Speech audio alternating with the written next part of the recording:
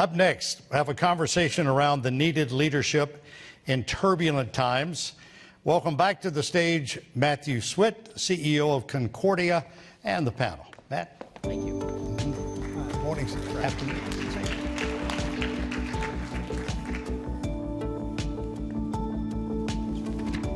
Okay. All right. Thank you very much. Actually, the end of that panel sort of prepped us and set us up for the importance of this conversation that we're about to have. As I talked a little bit about in the opening, as we kicked things off this morning, this is a complex, turbulent, as the title of the session calls it, and also strange time in the world where this not only the speed of events and change, but also the way we talk about those events and how things change. I was reflecting this morning when thinking a bit about our conversation that we're going to have that so often you turn on the news and you hear the first 2 or 3 stories in the news broadcasts and you think 20 years ago that would have stopped the world in its tracks. And in fact, it's now just another story on top of another story on top of another story. But we're here to talk about leadership. And we couldn't be talking to 2 better figures. Furthest across the stage, see Bilt, CEO of Smile Brands, and Frank Loverro, co-CEO of Kelso & Company. Let's dive right into this subject of leadership. And I'd like to start at kind of a 50,000-foot level of leadership as a theme. To me, the amount of change that's happened in the last decade, the last 2 decades, the last 3 decades has tested so many different models of leadership and how especially private companies are run today.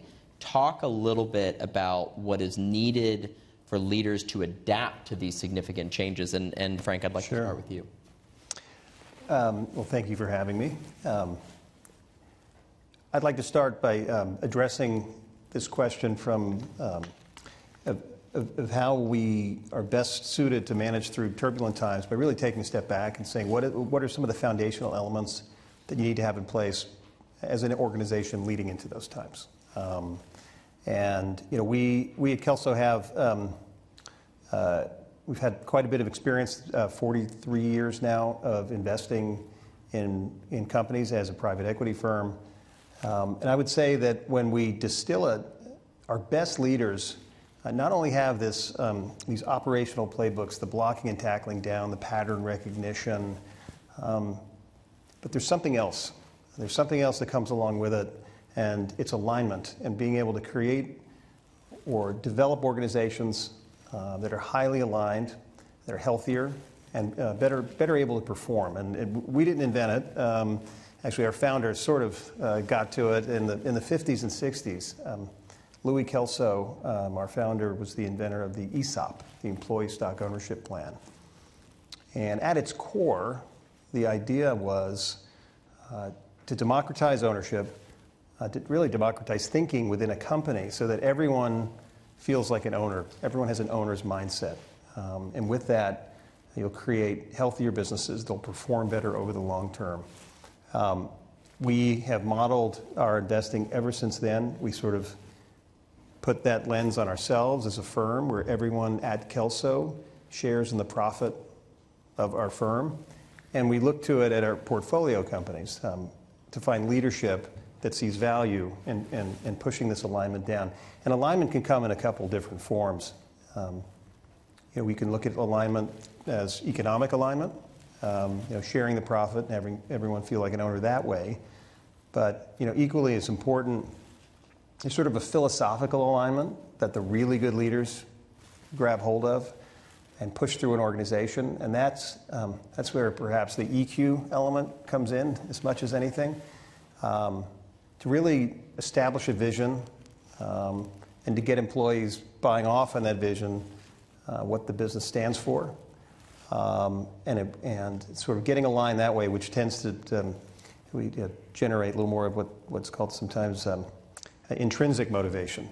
And the two are really a powerful combination, and that's what we at Kelso look for in good leaders, and I think that's what good leaders employ.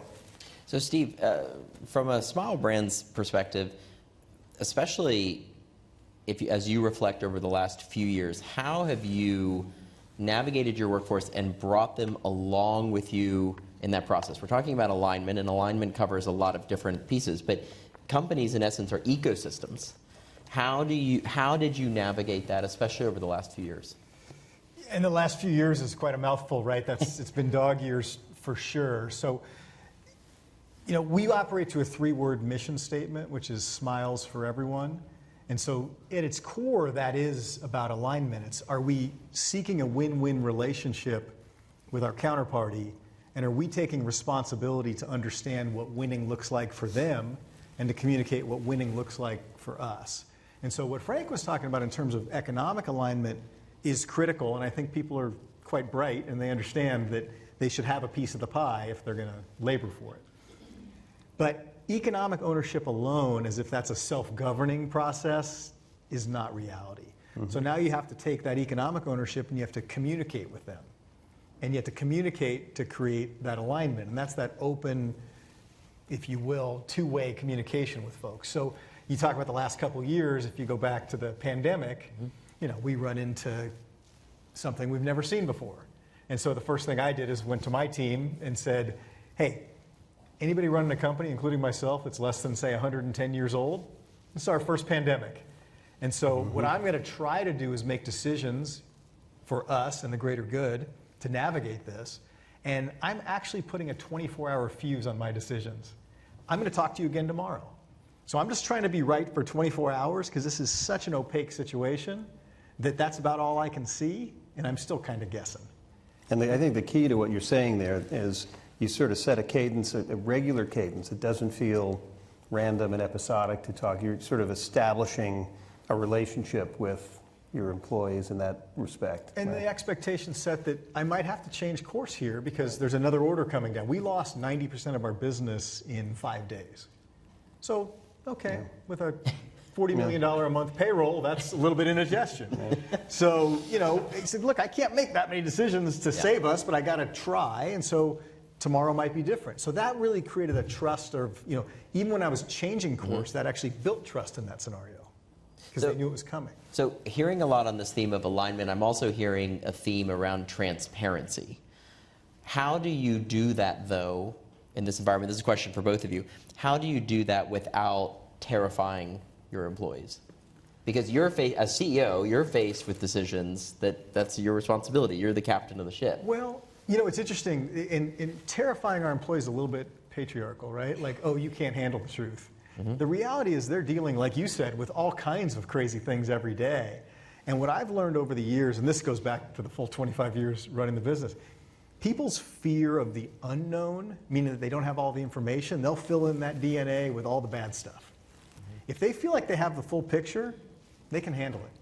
So if I say, I don't know what's going to happen, we literally got shut down, but here's what we're going to try to do, they say, okay, sounds like a good plan, let's try it. And tomorrow we'll talk about it again.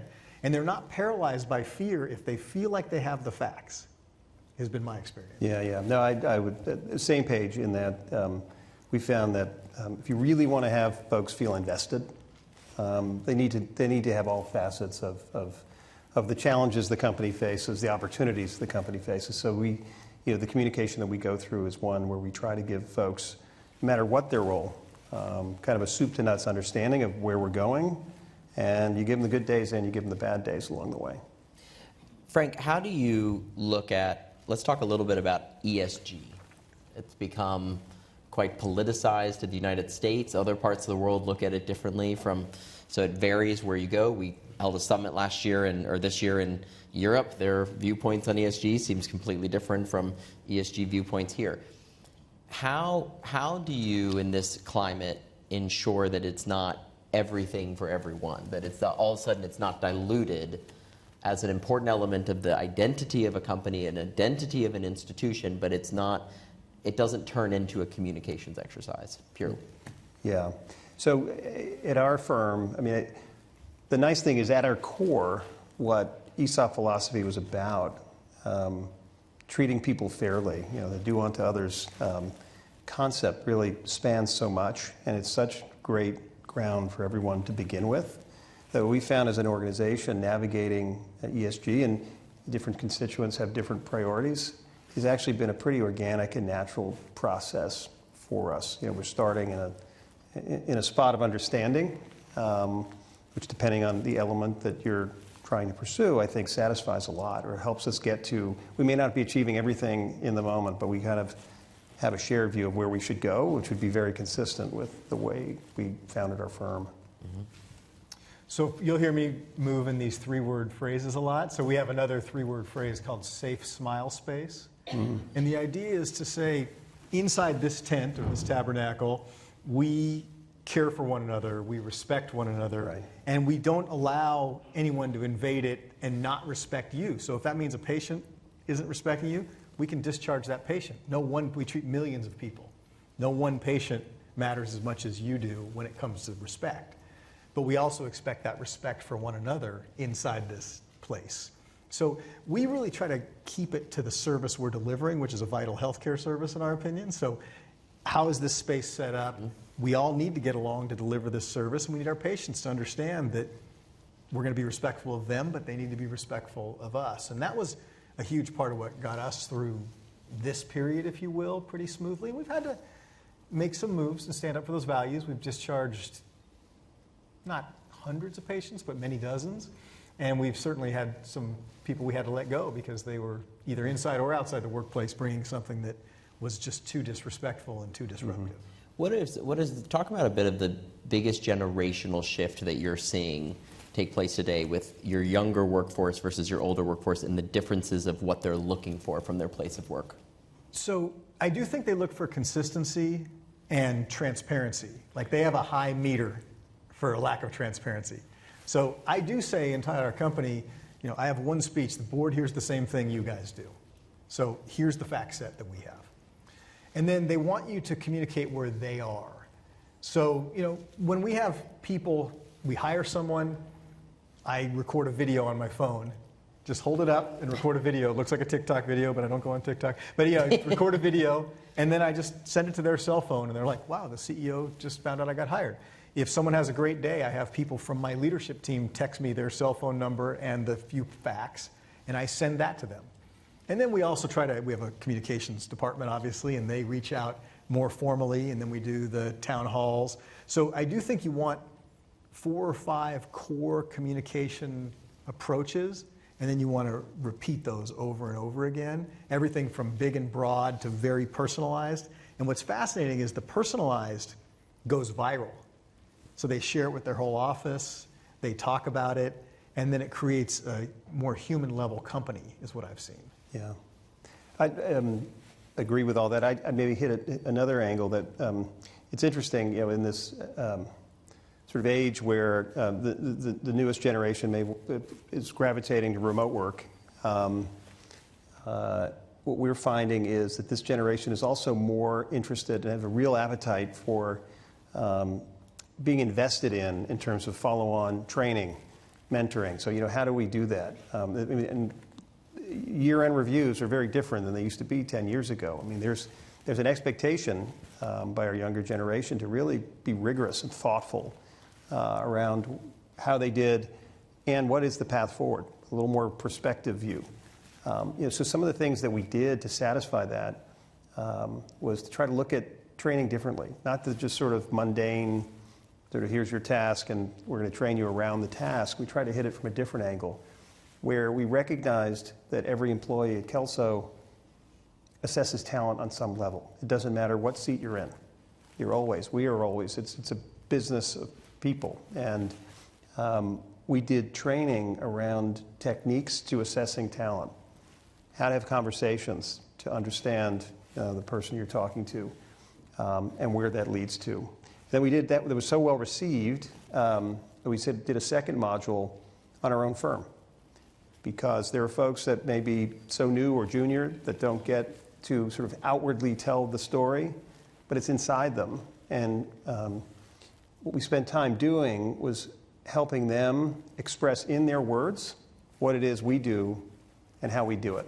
Because they may touch more junior folks at the businesses we're trying to partner with or invest behind, but they're important, they're critical. And what we found, and it was really interesting, the culmination of that training session around sales, some of the most interesting descriptions of what we stand for and how we operate as a firm, as Kelso, came from some of the younger folks. But how do you, I guess I'm taken by what you're saying and what you're describing, and it's interesting because I keep going back to the central sort of tenet of, aren't people expecting too much out of a job? I mean, at the end of the day, isn't it a job? I mean, it seems so much of sort of what you all are describing sounds like you're running a full community here, right? Yeah. But isn't it just a job? Well, for me, I think, look, we have a demographic issue in our country that says there's not a lot of people for all the jobs we have. So what they're expecting is what we need to deliver to, for one thing. Okay. The other thing I'd say is, we sort of have this recollection looking back that, well, when I came up, I was just focused on the job and I didn't need a pat on the back. Well, maybe you did, maybe you didn't. It was a different world and different communication avenues we were experiencing every day. So meeting people where they are, I think, is really important. I think as a CEO or a business leader, it's also what's your thought circle on how you do that. So I joke sometimes, if you had a fantasy football draft back in the day and I was picking VPs in our company, I'd probably take like 5 operational VPs, and then in the middle rounds I might get to an HR VP, and then later in the round, VP of talent acquisition. Now you step up and first pick in the draft is your CHRO. Second pick of the draft is her VP of talent acquisition. And then you invest your time with them also to figure out, what are we learning? We survey our people 10 times as much as we used to. Now, we don't do everything they ask, right? But it is intaking, how can we meet them at a place they want to be met? So that's, I think, is it too much? Maybe, or maybe it's just different. They're not going to read a memo. Okay, fine, then stop sending memos and thinking they're getting read, right? They'll take your videos. They'll take the video and they'll consume that immediately. Okay, so let's do that. And then let's figure out ways to amplify that. So I'm not sure they're really asking for that much more. It's just meet me where I am. Yeah, I would say what they're asking for, maybe we have a different population, there's some sample bias here, but I really do think that the things they've been asking for are very consistent with growing a healthier, better company. And there are things that we just needed to grow and adapt to and change. During COVID, there were some of our employees came and said, we're this great firm, share the profit, we have profit, we're not doing anything, locally. And so, it was sort of a voila, and we let everyone invest or donate a certain amount in their communities, every single employee. And it came out of sort of their desire to see something a little different. So I understand the question, and I think that you can harness that in a very sort of productive way, what they're looking for. You know what's interesting? We happen to have, as a foundation that we operate inside our company, that's the largest provider of free dental care in the world, as far as we know, called the Smiles for Everyone Foundation. Our people, when you just say, hey, this is really cool, you support this and it's the largest, right? They're like, oh, that's nice. If you then instead have some videos delivered of outposts in action, if we have a ceremony where the people from all over the world come on and our people can get on and see those people and be part of it, interest goes up 10x. So I think you have to engage them and make sure they're part of it, not that, hey, good news, it's happening around you. Right. How do you navigate what seems to be, I remember growing up, my father worked at the same place for 30 years. I'm the only one of my group of friends that has stayed I'm 37, I've been at the same place for 13 years, and I'm the only one of my original friend group that can say I'm at the same place I was 13 years ago. How do you navigate that? We've tried to face that head on, and one of the things that we try to do is say, look, we have every flavor of practice for you. Say it's a doctor. You can come in here and think, I'm going to join Smile Brands, and I'm going to spend 2 years, I'm going to learn a lot, I'm going to go open a private practice. If you do that and that's your choice, that's fine. All I ask is, can you try to come in with an open mind that there's people who've been here for 30 years. There's people who own their practices inside Smile Brands. There's a lot of avenues, so if you can just stay open-minded, that's all I'm asking. You're going to learn a ton, you're going to meet a bunch of great people, and who knows what opportunity shows up for you. So I think the only thing we can try to do is get that open mind at the beginning and just call it out. You'll have a better experience if you can keep your mind open to this being a possibility. In closing, real quick, just from an economic perspective, back to the theme of this, leadership in turbulent times, do you see a lot of turbulence economically for us in the near future? So we do get a sense of a broad swath of sectors through our portfolio companies, and I'd say it's quite inconsistent. I mean, I can talk about inflationary pressures in some areas, and now we're seeing some deflationary pressures elsewhere. For a while, there was labor shortages. There's still pressure on labor wages, and we talked a little bit about this in the car ride. But no, I'd say there's no one sort of general conclusion I would draw. It's inconsistent at the moment. And have you ever seen an economic environment quite like this in your career? Not in my career. Yeah. I haven't seen anything like this, in terms of the demographics that are changing so dramatically. I think it's an odd juxtaposition. We've got very strong economic indicators underlying it, but we have a massive debt issue that a lot of companies are under because so much came on because it was so inexpensive, and now it's not inexpensive. So I think we've got some challenges to navigate, but the underlying strength of the economy is pretty impressive. Well, Frank and Steve, thank you very, very much. Thank you for this very much. conversation. Appreciate Thank you. it.